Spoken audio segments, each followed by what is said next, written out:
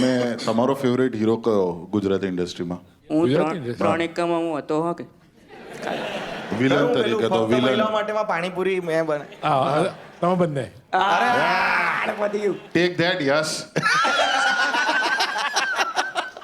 Yes Soni તો star બની ગયા યાર, જોરદાર એકદમ મસ્ત. બને તો કેટલો લાંબો છે. બહુ 4 હેન્ડસમ છોકરાઓ છે જે બહુ જ સરસ કોમેડી કરે છે અને એમનું ફેન ફોલોઈંગ એટલું બધું છે કે મંગળવારે રાતના હાઉસફુલ શો કરી દે છે વિલે પાર્લેમાં.